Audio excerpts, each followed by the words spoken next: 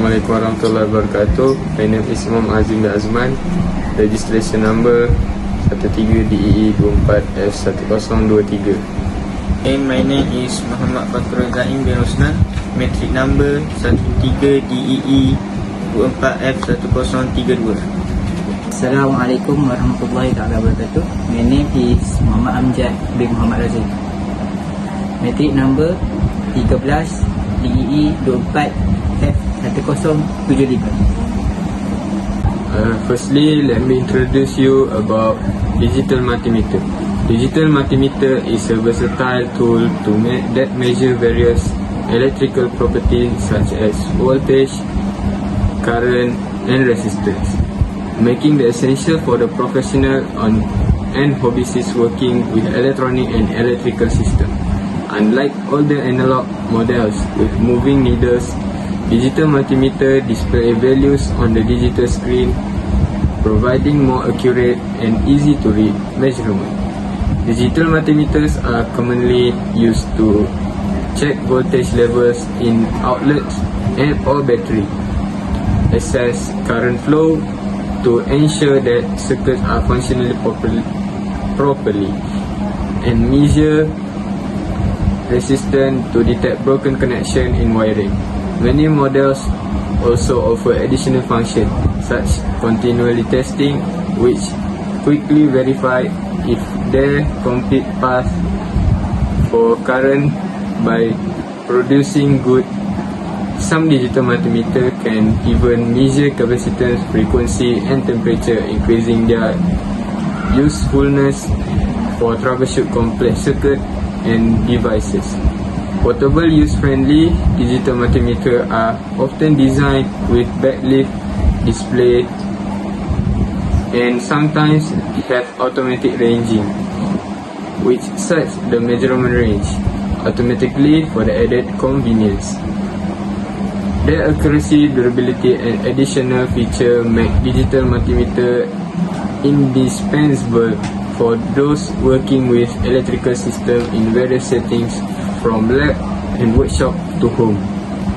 Next, I want to talk about feature of digital multimeter.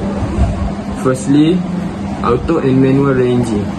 Digital multimeter offer both auto ranging, which automatically select the optimal measurement range, and manual ranging, where user can set the range themselves. Auto ranging is ideal for beginners, simplifying usage and reducing setup time, while manual ranging provides greater control and precision for more experienced users. Next, multiple measurement function. The are versatile with function to measure AC/DC voltage, AC/DC current, resistance, capacitance, frequency, and even temperature in some models. This broad range of measurement makes them essential tools for diagnosing issues, testing components, and maintaining circuit across many electrical and electronic appliances. Lastly, input jacks with safety rating or overload protection. Input jacks or digital multimeter are safety rated to protect user in different electrical environment, from household appliances to industrial power systems. This rating ensures the device handle high voltage better safely, reducing risk of shock or incorrect measurement, and making the digital multimeter a reliable choice for safe and accurate electrical testing. Next, characteristic. At the first is characteristic. Firstly is digital display typically features a high contrast LCD display that provides clear readings. Then display often include a maximum digit count 2000, 6000 or higher, which indicates the resolution. Secondly is backlight. A backlit display allow for use in low light condition, enhancing usability. Thirdly is portability. in a digital multimeter refers to its design and features that make it easy to transport and use in various locations. Key aspect of portability include its compact size, battery operation, durable design, easy to use, control, prototype cases. Digital multimeter typically have several buttons that allow users to operate the device effectively.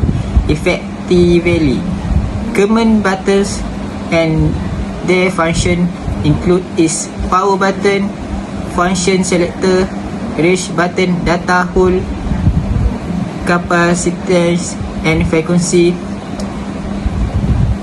This button provide in-center control for use to effectively measure and analyze electrical parameter.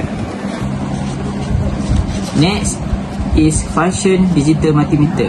A digital multimeter serves essential function for measuring electrical parameter. Among them is voltage measurements, measures both AC alternating current and DC direct current voltage in second.